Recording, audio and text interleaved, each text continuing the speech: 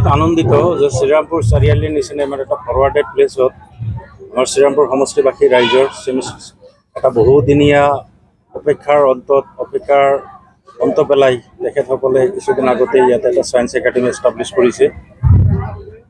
আজিৰ দিনত আমাৰ এই পিছপৰা অঞ্চলৰ ছাত্ৰ ছাত্ৰীসকলে নিজৰ ঘৰৰ খানা খাই নিজৰ ঘৰৰ চোতালৰ ফ্ৰণ্টত ইমান ধুনীয়া এটা কোৱালিটি এডুকেশ্যন পাব পৰা ইনষ্টিটিউশ্যন ইয়াতে পাইছে। আৰু এই ইনষ্টিটিউশ্যনখনে আমাৰ অঞ্চলবাসী দুখীয়া ছাত্ৰ ছাত্ৰীসকলৰ কাৰণে বহুত ডাঙৰ এটা গিফ্ট হিচাপে আমি লক্ষ্য কৰিছোঁ, আমি গণ্য কৰিছোঁ। এই কাৰণে যে শ্ৰীৰামপুৰৰ ইয়াৰ বহুত ছাত্ৰ ছাত্ৰীসকল আছে মেট্ৰিক পাছ কৰাৰ পিছত তেখেতসকলে ছায়েন্স ষ্ট্ৰীমত পঢ়িব নোৱাৰে, কাৰণ ওচৰে পাজৰে তেনেকুৱা ছায়েন্সৰ ইনষ্টিটিউশ্যন নাছিলে, বাহিৰত গৈ পঢ়িব পৰা তেখেতসকলৰ কেপাচিটিও নাছিল। আৰু সেইখিনি আজি নিজৰ সপোন বাস্তৱায়িত কৰিব পৰা এটা ধুনীয়া ইনষ্টিটিউশ্যন ইয়াতে পাইছে। আৰু ইনষ্টিটিউশ্যনখনেও আজিৰ দিনত আমি যিমান দূৰ জানো তেখেতসকলে কোৱালিটি এডুকেশ্যনৰ প্ৰতি বিশেষভাৱে গুৰুত্ব আৰোপ কৰি শিক্ষাদান কৰি আছে। ছাত্ৰ ছাত্ৰীসকলৰ ইণ্টেলেকচুৱেল কেপাচিটিৰ ওপৰতো তেখেতসকলে বিশেষভাৱে গুৰুত্ব প্ৰদান কৰিছে। আৰু ছাত্ৰ ছাত্ৰীসকলৰ অলৰাউণ্ড ডেভেলপমেণ্টৰ প্ৰতি তেখেতসকলে যিখিনি কাৰিকুলাম ৰাখিব লাগে গোটেই কাৰিকুলামখিনি ৰাখি তেখেতসকলে শিক্ষাদান কৰি থকা আমি দেখা পাই আছোঁ। গতিকে এটা ইমান ধুনীয়া এটা ইমাৰ্জিং ইনষ্টিটিউশ্যন হিচাপে শ্ৰীৰামপুৰ ছায়েন্স একাডেমি আমাৰ কাৰণে এটা খুব ভাল খবৰ, আমাৰ শ্ৰীৰামপুৰবাসী ৰাইজৰ কাৰণে এটা ভাল লক্ষণ। আগন্তুক দিনত এই অঞ্চলৰ শিক্ষাৰ ক্ষেত্ৰত বিশেষভাৱে এই ইনষ্টিটিউশ্যনখনে প্ৰভাৱ পেলাব বুলি মই দৃঢ় বিশ্বাস। এইখিনি একচুৱেলি এক্সিডেণ্ট, ছাত্ৰ ছাত্ৰীসকলৰ এক্সিডেণ্ট, সেইটো ক্ষেত্ৰত আমাৰ দুটা বস্তুৱে আমি বিশেষভাৱে এটেনশ্যন দিব লাগিব। কথাটো হ'ল, এটা হ'ল আমি কুমলীয়া ছাত্ৰসকলৰ হাতত কম বয়সতে আমি বাইক হাতত তুলি দিওঁ, গাৰ্জিয়ানসকলে এলাৰ্ট হ'ব লাগিব। কুমলীয়া ছাত্ৰ ছাত্ৰীৰ হাতত এটা বাইক তুলি দিয়াৰ আগত হাজাৰবাৰ আমি চিন্তা কৰিব লাগিব তেখেতসকলে বাইকখিনি প্ৰপাৰলি চলাইছে নে নাই। আৰু চবতকৈ ডাঙৰ কথাটো হ'ল আমাৰ প্ৰশাসন এইটো ক্ষেত্ৰত বিশেষভাৱে এলাৰ্ট থাকিব লাগিব। প্ৰয়োজনীয় যি প্ৰিভেণ্টিভ মেজাৰ, সেই মেজাৰখিনি ল'ব লাগিব যাতে অভাৰ স্পীডত কোনো বাইক নচলায় বা চলাব নোৱাৰে।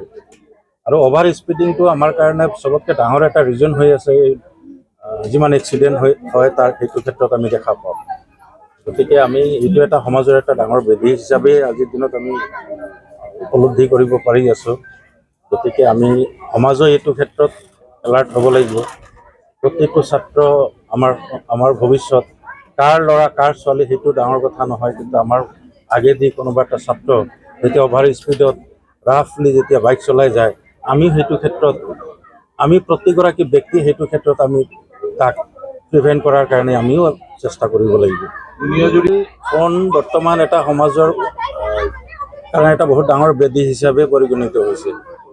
মোবাইল এটা যেনেকুৱা এটা কমিউনিকেশ্যনৰ ক্ষেত্ৰত এটা ডাঙৰ এটা সংযোজন মোবাইল, এই সংযোজনটো বৰ্তমান আমাৰ যুৱ সমাজক বিশেষভাৱে পথভ্ৰষ্ট কৰাৰ ক্ষেত্ৰত এটা ডাঙৰ আহিলা হিচাপে পৰিগণিত হৈছে।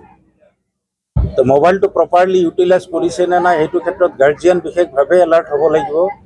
আৰু শিক্ষানুষ্ঠানবিলাকে এইটো ক্ষেত্ৰত অলপমান বিশেষভাৱে গুৰুত্ব আৰোপ কৰিব লাগিব। আজিৰ দিনতো ইনষ্টিটিউশ্যন এনেকুৱা আছে, ৰেচিডেঞ্চিয়েল ইনষ্টিটিউশ্যন এনেকুৱা আছে, যিবোৰ ইনষ্টিটিউশ্যনত নেকি ছাত্ৰ ছাত্ৰীসকলে মোবাইল কোনো প্ৰকাৰে লৈ যাব নোৱাৰে। এনেকুৱা গাৰ্জিয়ানো আছে যাৰ ঘৰত নেকি আজিৰ দিনতো বটম মোবাইল ইউজ কৰে। হাজাৰ কেপাচিটি থকাৰ পিছতো তেখেতসকলে এণ্ড্ৰইড মোবাইল ইউজ নকৰে। মই সেইটো ক'ব বিচৰা নাই যে এণ্ড্ৰইড মোবাইল ইউজ কৰাটো বেয়া। প্ৰত্যেকটো বস্তুৰে ভাল বেয়া দুটা দিশ আছে। মোবাইলৰ ভাল প্ৰপাৰলি ইউজ কৰিব পাৰিলে শিক্ষাৰ ক্ষেত্ৰত মোবাইলটো বহুত ডাঙৰ আহিলা হিচাপেও আমি ইউজ কৰিব পাৰোঁ প্ৰতিগৰাকী ছাত্ৰ ছাত্ৰীয়ে। কিন্তু এইটো যেতিয়া আমি গেম খেলাত ব্যস্ত হৈ যাম, মোবাইলটোক যেতিয়া এটা আমাৰ এমিউজমেণ্টৰ এটা উৎস হিচাপে আমি ইউজ কৰিম, তেতিয়া মোবাইলটো আমাৰ কাৰণে ক্ষতিকাৰক, উঠি অহা ল'ৰা ছোৱালীসকলৰ কাৰণে এটা ক্ষতিকাৰক। আৰু চকুৰ আগত ছাত্ৰ ছাত্ৰীসকলে এই মোবাইল লৈ টাইম মিছ ইউজ কৰি আছে, চকুৰ আগত মোবাইল ফোনটো লৈ শিক্ষাৰ পৰা বহুত আঁতৰত গুচি গৈ আছে। কিন্তু আমাৰ গাৰ্জিয়ান সমাজ বা আমাৰ সমাজে এইটো ক্ষেত্ৰত বিশেষভাৱে আমি যিখিনি এলাৰ্ট হ'ব লাগিছিল সেইটো ক্ষেত্ৰত আমি এলাৰ্ট হোৱাত কিছু হ'লেও আমি কম আমি কমত নিজৰ মাজত কিবা এটা কমি হৈ আছে আমাৰ মাজত।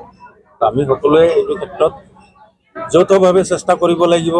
সমাজত মোবাইল বেধিটো কনভাৰ্ট কৰি আমি কেনেকৈ এইটো এটা প্ৰপাৰ এটা জ্ঞানৰ উৎস হিচাপে আমি কনভাৰ্ট কৰিব পাৰোঁ, সেইটো ক্ষেত্ৰতো আমি এটেনশ্যন দিব পাৰোঁ।